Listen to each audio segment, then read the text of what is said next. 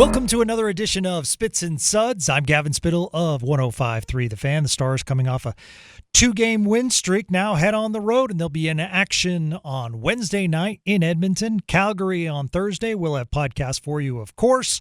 Big week of podcasts on Spits and Suds, and as always, we say stick tap to all of you for listening. Hey, we love ourselves some Robert Tiffin. He joins us from starsthoughts.com, also writes for D Magazine.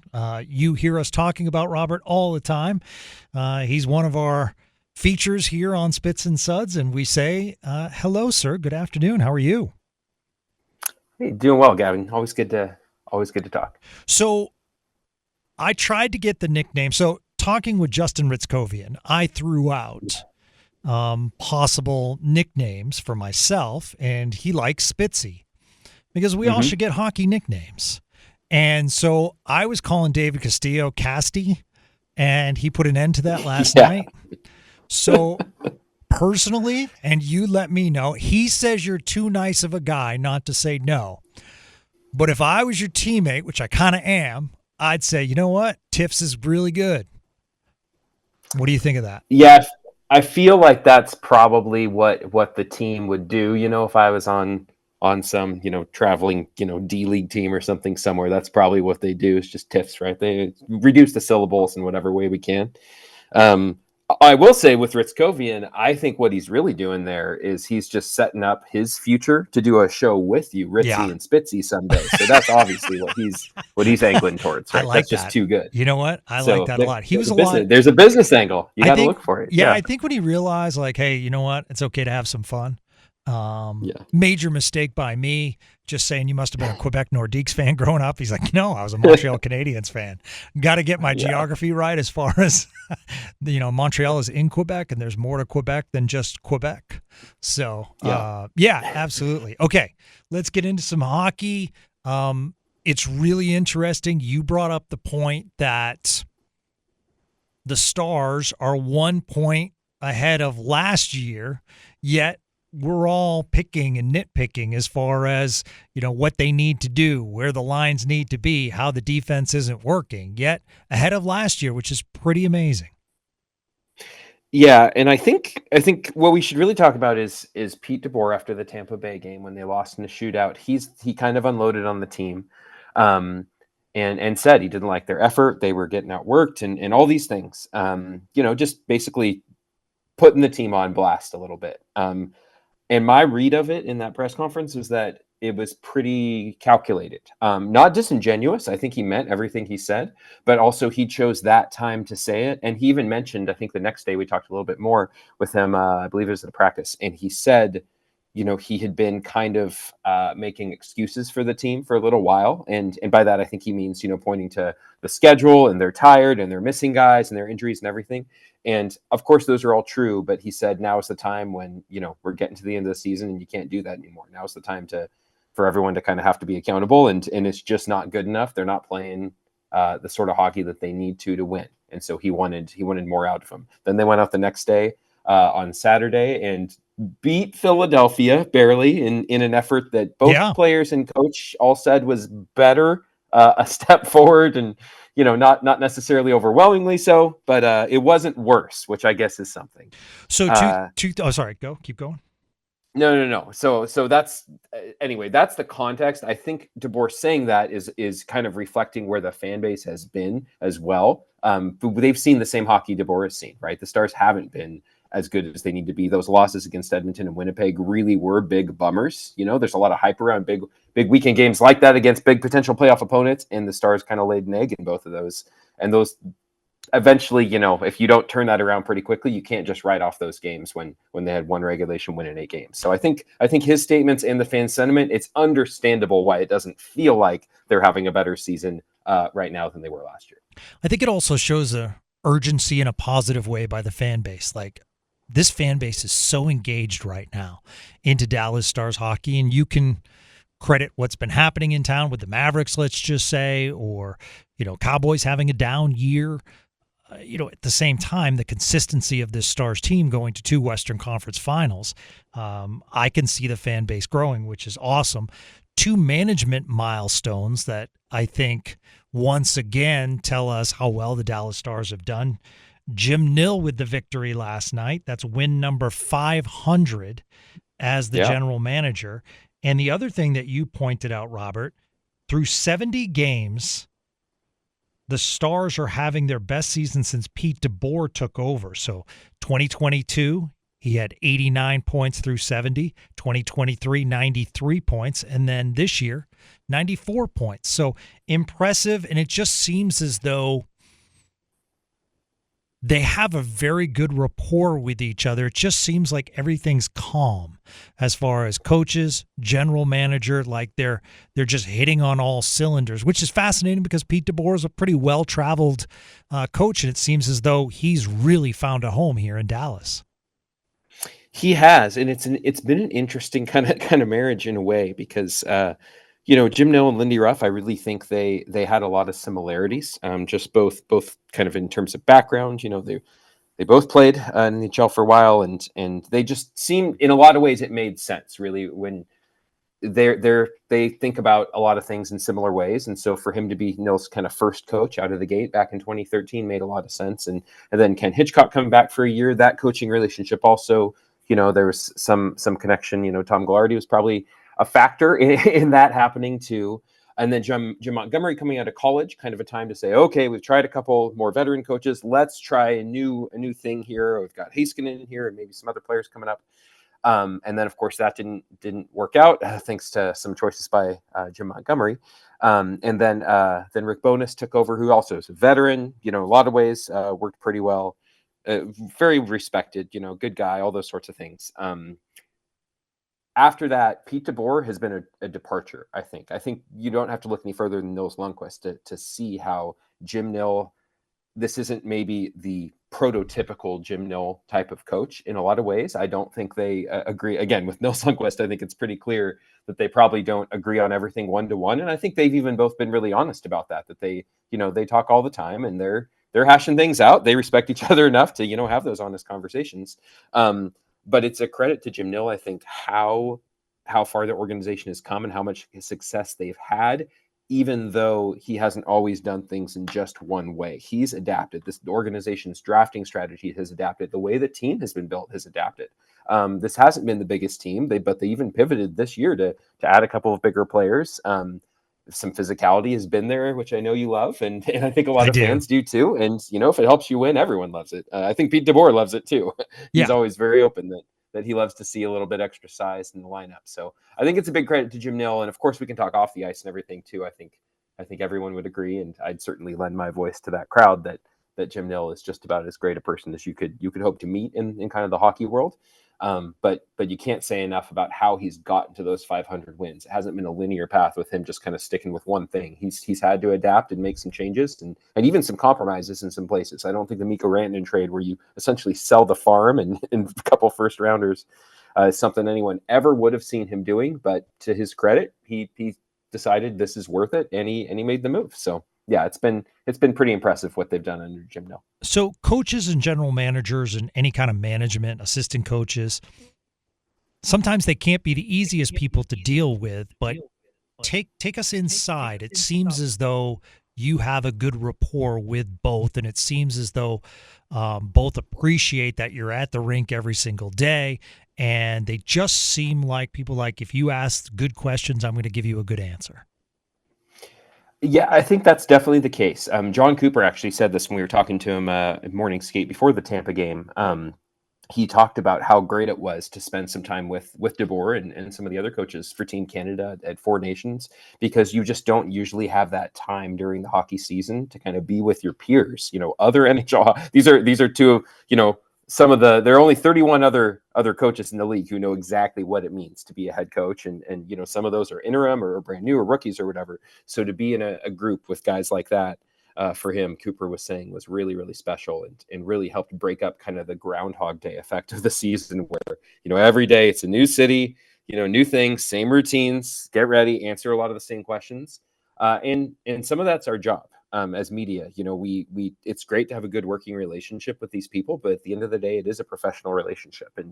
And even though it's nice when that humanity comes out and you can have more human interaction, which is a little easier from when you're in Finland and you're kind of both a little bit in a different environment, that naturally lends to some more just kind of understanding and mutual humanity between the two of you. But I think the key to asking those good questions is to be paying attention, be showing up, which they ultimately do appreciate. I think we saw in the press conference in the playoffs last year where DeBoer made it clear that he had a problem with a question a reporter asked that I don't think was really an unfair question.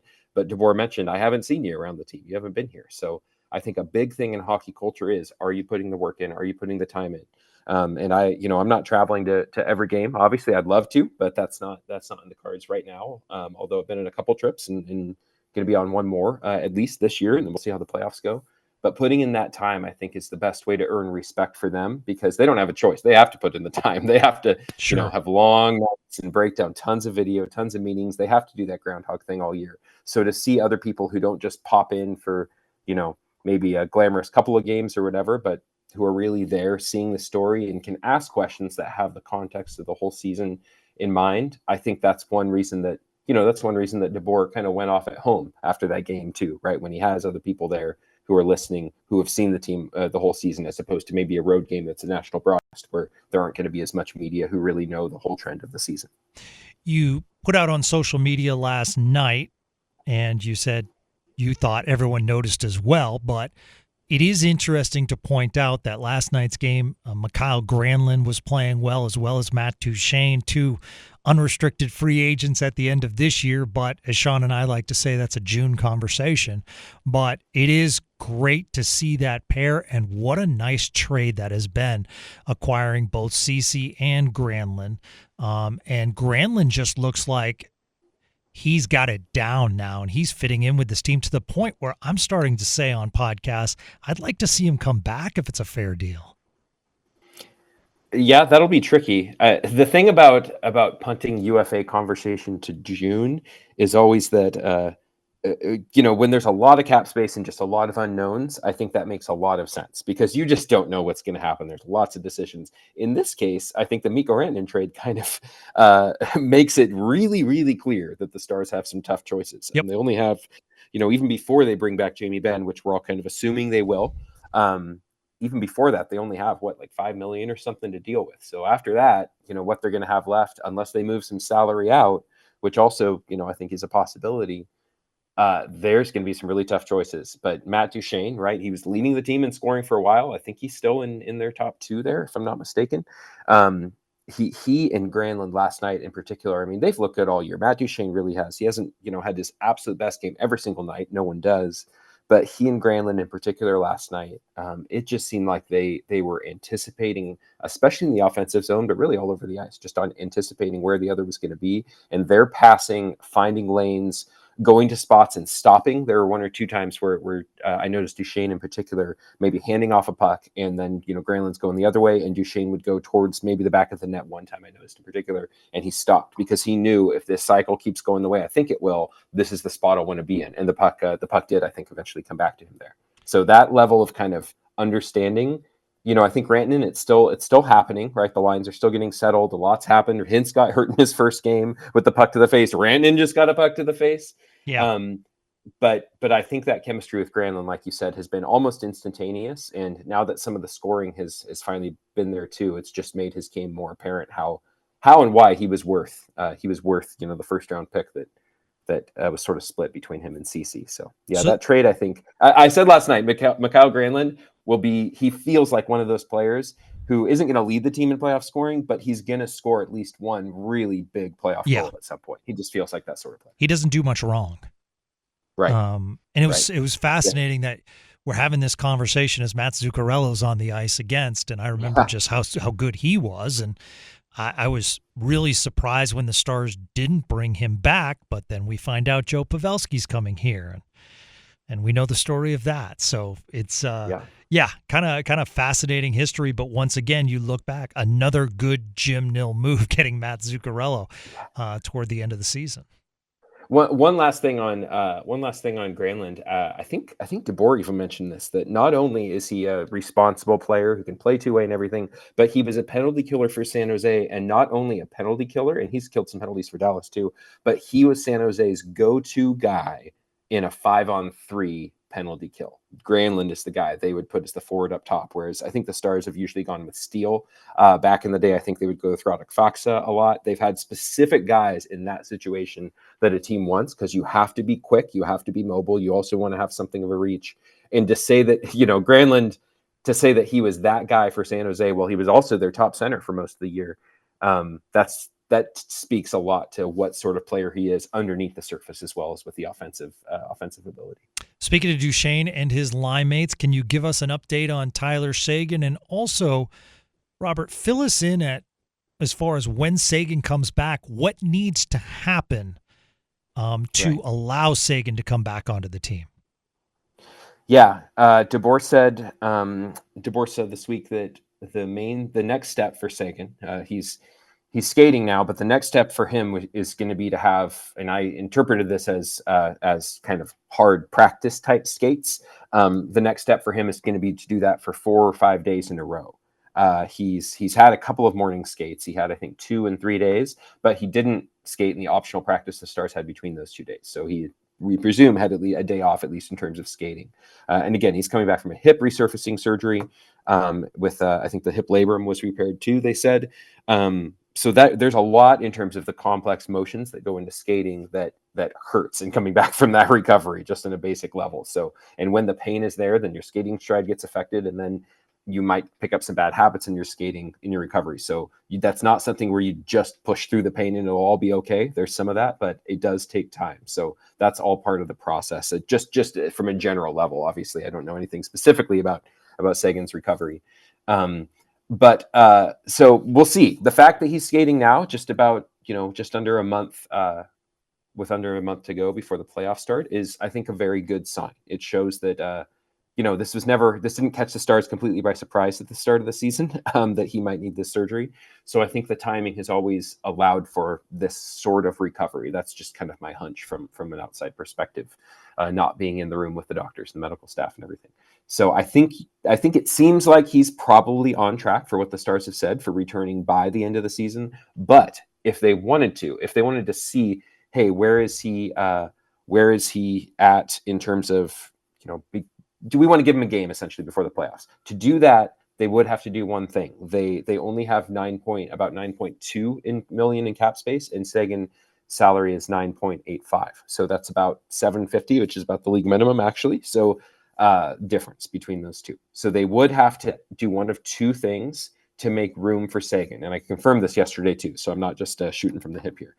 The two things that I can see that they would have to do are, number one, put another player on long-term injured reserve. And that would have to be for the rest of the season. So they could do that. If they only wanted to get Seguin 1 or 2 games, they could do that in game 80, right? And maybe a player with a nagging injury. I'm sure there's one. I'm sure there's one there. If not more than one, right? Everyone's fighting something. So they could put a player on long-term injured reserve. It could be just about anyone. And then they could activate him for the playoffs, like we hope that they're going to do with Heiskanen. So they could activate Seguin in game 80 and put a player on long-term injured reserve in game 80 just for those 2 games, and then activate that other player and bring them back for the playoffs when there's no salary cap. The other thing they could do is loan a player to Texas and clear their salary that way, just temporarily. But the thing is, there are only so many players that can do that. You don't want to obviously risk losing a player on waivers right before the playoffs. So players who played all year in Dallas can join Texas for the playoffs after the Stars are no longer playing, even if they didn't play Texas for the regular season. That's a little bit of an aside, but in terms of playoff eligibility, that's a little bit of a different thing. Like, for instance, if the Stars somehow get eliminated in the first round, Liam Bichel could go down and play for Texas, but other players could too, even if they haven't, like Oscar Beck could, even though he hasn't played on Texas's roster all year. So I think the most likely thing at the end of the year is that they'll probably if they want to get Seguin a game before the end of the year, if he's ready, is they'll go the LTIR route with a player just with a nagging injury. Say Dodonov, right? He's a player who's older. And maybe he could use the rest before the playoffs, something like that. So I think that's the most likely route, but they could, in theory, loan a player like Liam Bichel, who who they could easily just send down for 2 games and bring back. They've done it other times in the year. Although with that said, if they're still playing for home ice advantage, maybe they want Bischel because he's clearly one of their 6 best defensemen. So that's a long-winded way of saying those are their 2 routes. They could LTIR someone or loan someone, but I think Bischel is probably the only player that they could do that with, since he was papered down to Texas right before the trade deadline. Yeah, I think that's great intel, actually. Thank you for letting us know that. You had a great article on starsthoughts.com mentioning Texas, that Matej Blumel is just on absolutely a tear since the AHL All-Star game, now the leading scorer in the AHL, and fascinating for a guy that at one time was a Stars high prospect, now blossoming seems this year, and kind of the issue is that he can go to other teams next year, so he's kind of in control of his own destiny. Yeah, he's a Group 6 free agent so even though he's a little bit younger than most players, don't hit unrestricted free agency till closer to 27 or 28 if they come up earlier. But because he has played, I think it's fewer than 80 games or fewer than 81 games. Puckbeady has a great page on this, but you essentially have to be at least a certain age. I think it's 25 years old, have to have played fewer than a certain number of games, and there's 1 or 2 other criteria. But the point is, Blumel fits all that criteria, so he is set to be a free agent in the summer. So there's a couple things that could happen. Again, this is someone who's leading the American Hockey League in goal scoring. He obviously, the Stars saw him. He came up this year, scored 1 goal, scored another goal actually against Colorado as well that was disallowed. And then he scored a goal 2 years ago in his first 6-game stint with Dallas back in DeBoer's first season. But Blumel's an interesting player. He's, last year he did get, I think, a little bit overshadowed. Stephen Meserve actually said this too when I was talking with him last week when I was down at Cedar Park and got a chance to watch Blumel and the Texas Stars playing the Ontario Reign in a really physical game. But Steve Meserve was mentioning kind of what I had suspected, which is that with Stankoven and Bork kind of tearing things up in Texas last year, right, winning Rookie of the Year and MVP, respectively for the AHL, Blumel's season got kind of overshadowed. He was still, I believe, 5th in the AHL in goal scoring last year. I think he had 31 goals, 31 assists. And he was, I think, 11th in league scoring. This year, he's first. He's first in goal scoring in the league.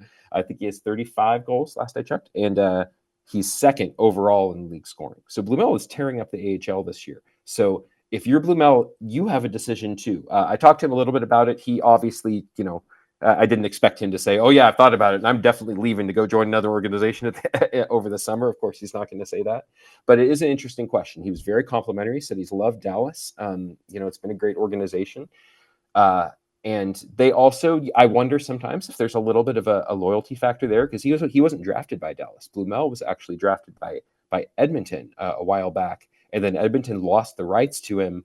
Some people think, I talk about this in the piece on Stars Thoughts, but some people have theorized that Edmonton might have messed up by losing his rights. And one of the key pieces of evidence for that is that on the same day, I think it was July 1st, on the same day that Edmonton's rights to Blumel expired, they also tweeted out something complimentary about him. About, oh, hey, Blumel is doing great. Edmonton Oilers prospect Matej Blumel doing great. So there's a little bit more there in the piece. You can look into it and, put your tinfoil hat on if you want. But either way, Dallas signed him the following year. He's been a really good player in their system. He's hitting that kind of make or break point, though, right? Where he would certainly, he wants to get an NHL shot and be an NHL player long term. But, if you keep joining organizations where there's a bit of a logjam and you can't make that jump, then eventually you start being seen more as a career AHL player as opposed to a prospect. And he's about to turn 25 in May, so it's a really key time for him. But I think with the Stars cap crunch next year, there's a decent chance that he could be exactly what they need, just because he'd make league minimum most likely in the NHL. And he's waiting for a shot, and the Stars will need players coming in at a low ticket with the salary cap crunch they're going to have, especially with wingers. They have, like you mentioned, Granlund's a UFA, Dodonov is a UFA, Duchesne it's a center, but he's a UFA. Colin Blackwell, he's a UFA, and of course Jamie Benn is UFA too. So the Stars have some work to do to figure out their plan for next year. But Blumel, I think I talk a lot more about this game as a whole and everything too, but there's no question that he can score. He's scored, a couple goals in the NHL in, I think, 13 career games, and in the third one, if you count the disallowed one for offside. So there's no question that his shot plays at the NHL level to some degree. But it'll be interesting to see where he winds up this summer. Wonder if Colin Blackwell would sign a deal now.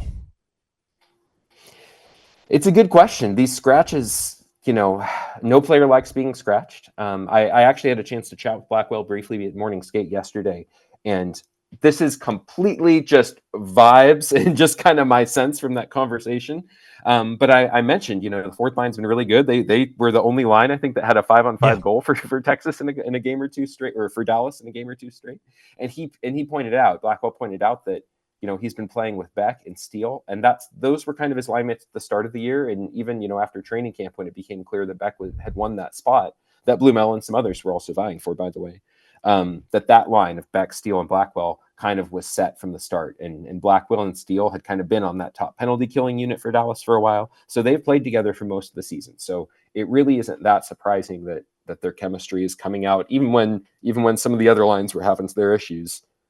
Blackwell was mentioning that, we've played together all year. So for us, we're just kind of doing the same thing we've been doing all year. And it's easy to do that regardless of what else is happening. So I do wonder, he hasn't played every game. He had a stretch, I think, where he sat 4 or 5 games in a row. And that's tough. I mean, he's in his 30s, right? But Blackwell is an NHL player, absolutely. But also he has to decide what's best for him in his career. He played for Chicago for a year or two. That's not a team that was winning. And he talked in training camp, when I talked to him for the first time, actually, he mentioned how excited he was to come to a team like Dallas that was competing. So as with a lot of players, I have a hunch the playoffs will determine a lot, both how much he plays in the playoffs and how far the Stars go. If he, if they go really, really deep, let's say, but they don't quite climb the mountain, and Blackwell is playing, a fair amount during that time, I think it's more likely that he'd be open to coming back again for another chance, especially if they get close again to, let's say, the Western Conference Final. I could see him saying, you know what, that was tough. I know the coach, might scratch me here and there, but I think I've proven enough to be an option most nights. And even though I don't like sitting, it's worth it. I'm an NHL player and I want to win Stanley Cup. So I could see that being a factor for sure, but who knows? Like, I love Beck's size and the potential, and I know he signed a 2-year deal. I just think every time Blackwell's in there, there's just a different energy level. And I just think, like, every single time he plays, Robert, I notice him. Yep. Yeah, he's now, with Logan Stankoven gone, Blackwell is also the smallest player on the team. And that'll be something to watch in the playoffs. We saw what we've seen with Nils Lundqvist in years past, right? That if you don't have size in the playoffs, you're probably more likely to be on that bubble where you might get scratched for this team. It's just, that's the way it goes. DeBoer mentioned just the other day, someone asked him about playoff hockey versus regular season, and he said the game is absolutely different as you get close and then into the playoffs. So I think Blackwell has shown that he brings a lot. His speed, I mean, he had a breakaway where he drew a penalty, shorthanded, just last night, and he scored some key goals for Dallas this season. Doesn't score a lot, right? He's basically been exactly what he was profiled as to come in, someone who has some offensive weapons, but he's quick, play in your bottom six, kill some penalties. That's exactly what he's been. But we'll see. I think the playoffs will determine a lot. Like you say, I think most fans see that speed and that potential in those hands, and they say, boy, he's very noticeable. But noticeable and preferable aren't always the same thing when it comes to an NHL coach. Right. And I guess that brings us to another guy that's undersized and healthy scratch recently, and Maverick Bourque. And I'm guessing over the next couple of games, since there's back-to-back Wednesday and Thursday, that Bourque gets one of those games. Yeah, I think that's likely. I will say we've seen a few back-to-backs this year where the Stars have gone with the same lineup in both games. So I don't think it's necessarily a given that they'll put any fresh bodies in for the second game, but I think it's more likely at forward than on defense that they'll do that. I think, honestly, I really am inclined to believe that DeBoer is being entirely straightforward every time he's been asked about it, that really it's not as much about a matchup.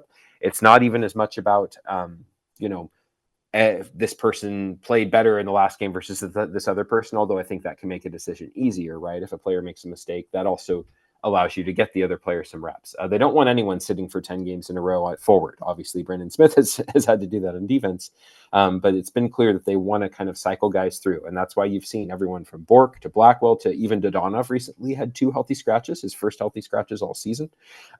Blackwell and Beck have all, you have that group of kind of 5, the entire fourth line, and then those other guys as well with Bourque and Dodonov have all been healthy scratch this year at forward. So I really think it is just a little bit of a rotation. So I do think Bourque will get back in before long.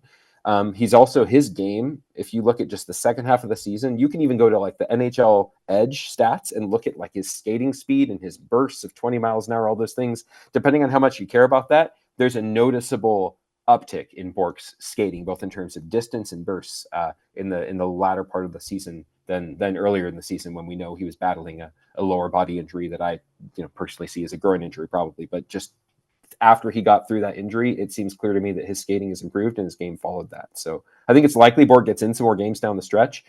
But again, the playoffs, it'll be really interesting. I genuinely don't know that if we know all the players who are going to be healthy, I think it's really tough to say what the 12-man starting lineup is going to be. And if Seguin's in there too, then now you have two of these players who might get scratched too. So that's even tougher. That's depth. That's real. It's a good problem to have, as DeBoer says. Yeah, absolutely. So I don't know if the Stars marketing department organized it this way, but to do a Jake Oettinger bobblehead night against Minnesota, brilliant.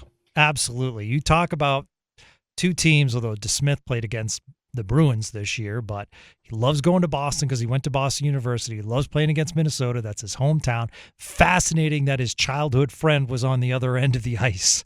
So it's just, I just don't know, Robert, what is the expectation from the fan base? I know that big contract, and I've been accused of having an Oettinger bias.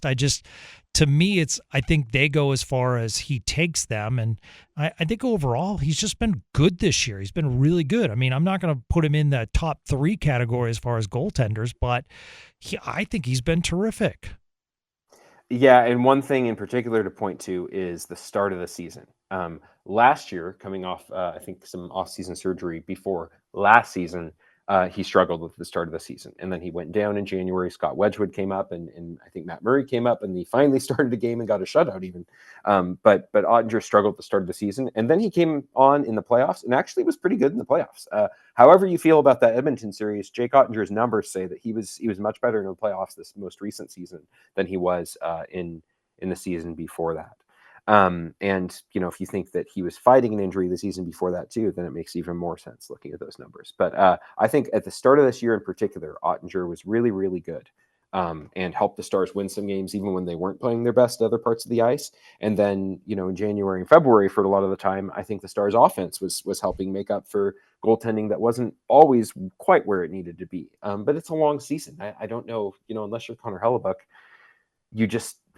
if you expect the goalie to be the absolute best version of themselves every night, you're probably going to be disappointed most nights. Yeah. And this is where I come back to, I think a lot of fans, they would never articulate it this way because it sounds like a criticism, but I really don't mean it that way. I think fans' expectation of players is to make them feel good, to make them feel confident about the team, and to make them feel proud to support the team and be able to say, my guy's better than your guy or whatever, or my team is better, or whatever. Fans love that, right?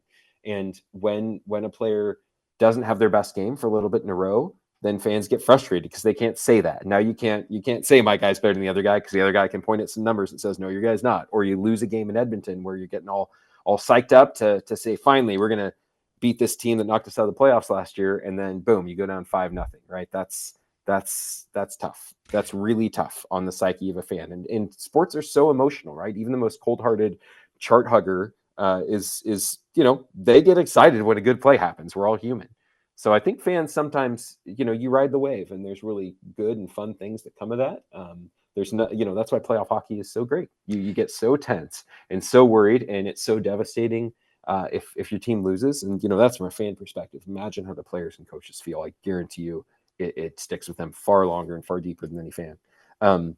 But it also is really great when things do work out. So I think you just kind of have to pull back in your perspective and say, okay, what are we talking about here? How much is this trend, a reality? Like, is this player, Mikko Rantanen's a great example, right? How much is this? Oh no, we got a player and he isn't immediately scoring a goal every game.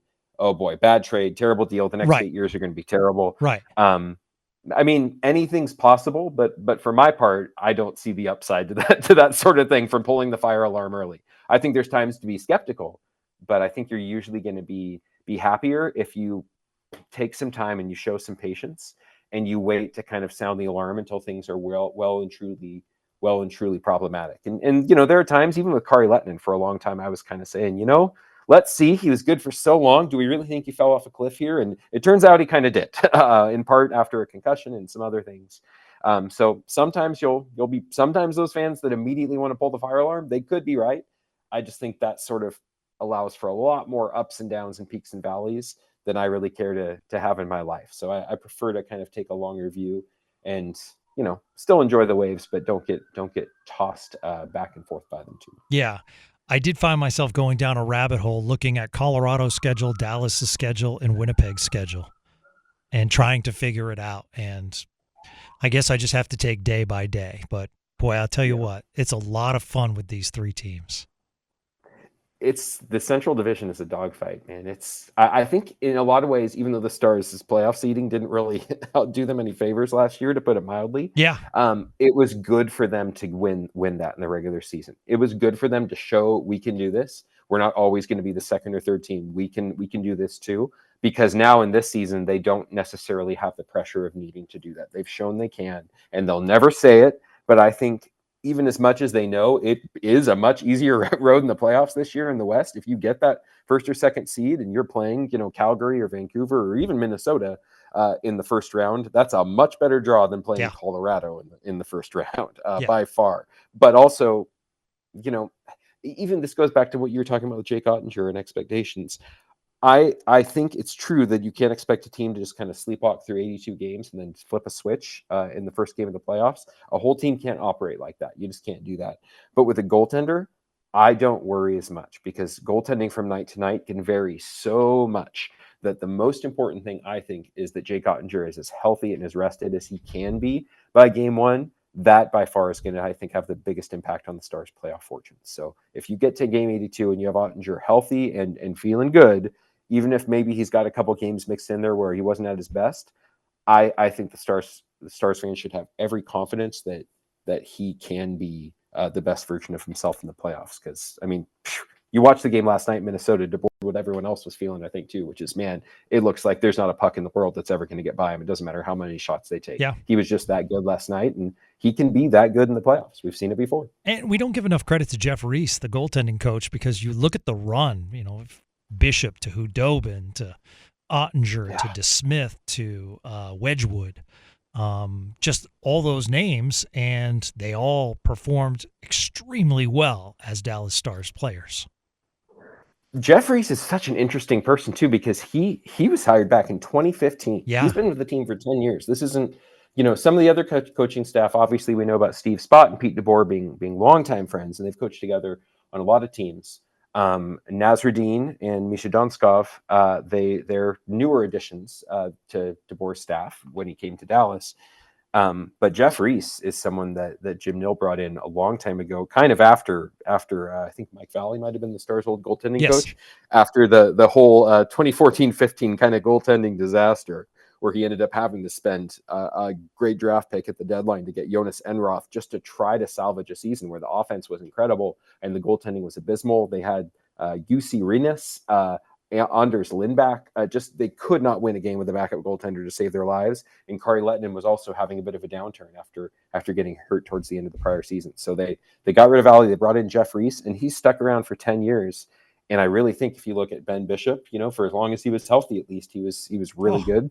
Yeah. You look at even Anton Hudobin, how good he was. I don't think Jeff Reese gets enough credit for how Hudobin went from almost a career backup to leading the Stars to the Stanley Cup final, and really Jake Oettinger's development. It hasn't been linear. A goaltender's development almost never is. But yeah, I really agree. I think Jeff Reese deserves a lot of credit for whatever he does. There's a lot of those conversations we're never going to hear between a goaltender coach and a goalie. But he's clearly very trusted, even by a coach who didn't pick him, and by an organization that's had him for a long time. So I think that speaks volumes. All right, Tiffs, you're great. Thank you so much for your time. I really appreciate it on your day off, so to speak, a non-game day. And I want everyone to go to starsthoughts.com. And boy, what a terrific Father's Day gift. We're heading into the playoffs, and that's a great time to subscribe to Robert's Substack channel. He does offer some free stuff on starsthoughts.com. So, but please support Robert. It's great. At Robert Tiffin on Twitter/X as well. Anything else we want to promote, Robert? D Magazine as well? Yeah, I'll have a new D Magazine piece coming out in the next week or so. It should be good. It should be good. I mean, will it be? I guess that's up to me, but it should be. Certainly it should be. People are taking the time to read it. Man, get your act together. Yeah, should be good though. Look, another big Edmonton game coming up this week. I think that's a chance for the Stars to, they'll be facing a team missing a couple of its superstars. So it's a chance for the Stars to kind of recapture some of the vibes they've lost with their below average play for their standard over the last couple of weeks. So it's, ride the wave as much as you want to, but it should be a fun week, and hopefully I'll have some stuff that should make it even more enjoyable for you to read alongside. I mean, D Magazine has Tiffin, it has Castillo, it has Shapiro. I mean, a guest column from Spittle, it wouldn't be bad. Would you use like speech to text? Yeah. Like you just pretend you're doing a podcast and then just have it transcribed? I think that could be good. I would take the time and I would write down some thoughts, and I would put together a nice piece for Mr. Palucci, and I would promote it, and 5 people would go read it, and that would be the end. But it would be a bucket list item of my print career. That would be great. Well, then go ahead and do that. Send it over to me, and you'll see it in print. Don't worry about which name shows up in the byline. If it's good, it'll get printed. Just send it right over to me. That'd be great. I can make that dream come true. It'll be Robert Tiffin, and then in very, very small font, assisted by G. Spittle. Thanks to alternate captain or that's alternate right. That's right. Yeah, hey, you know what? Yeah. It's a point regardless, whether you score or whether you get an assist. It's a point. All right. There you go. Get on the score sheet. You can do it. Thank you, my friend. Always appreciate your time. You bet. Thanks, Gavin. All right, guys, that's going to do it for a fun and fact-filled edition of Spits and Suds. Man, Robert's so great. David's great. We're just continuing to roll along with the programs. We'll be back tomorrow night after they play Edmonton, and then we're probably going to have a doubleheader on Thursday, sitting down with Allison Simpson, the defenseman for PWHL, the New York Sirens, fresh out of Colgate University. Allison grew up in Frisco and came through the DFW system before, similar to Hannah, she had to go elsewhere to play in leagues and get noticed. So we'll talk with Jessica about her career here in Texas and what she's doing now at the highest level as far as the Professional Women's Hockey League. So until another edition of Spits and Suds, thank you so much for listening and supporting us. Have a great day, everyone.